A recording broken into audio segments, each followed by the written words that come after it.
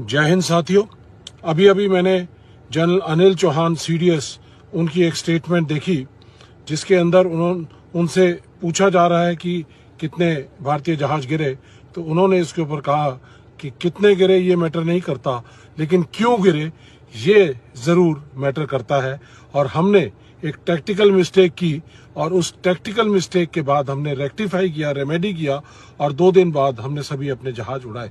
इसका मतलब ये है कि 6 और 7 की रात को कुछ ना कुछ तो ऐसे हुआ है जो कि छुपाया जा रहा है, देश से छुपाया जा रहा है।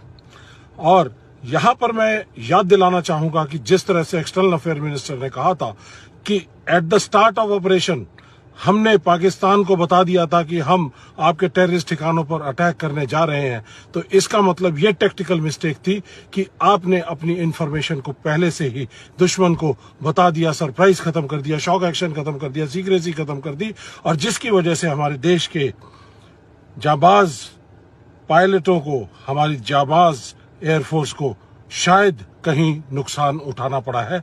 तो ये टैक्टिकल मिस्टेक और जो बयान एक्सटर्नल अफेयर मिनिस्टर के थे, इन दोनों को अगर कोलैबोरेट करके देखा जाए तो इसका मतलब ये है कि हमने अपने देश की फौजों को जो आगे लड़ने जा रही थी उनके कहीं ना कहीं पीठ पे छुरा घोंपने का काम हमारे देश की सरकार ने किया है, एक्सटर्नल अफेयर मिनिस्टर ने किया है। इसका देश को जवाब देना पड़ेगा और ये भी बताना पड़ेगा कि इस इंफॉर्मेशन को देने की वजह से हमें और हमारी सेनाओं को कितना नुकसान हुआ है, उनके परिवारों को जवाब देना पड़ेगा।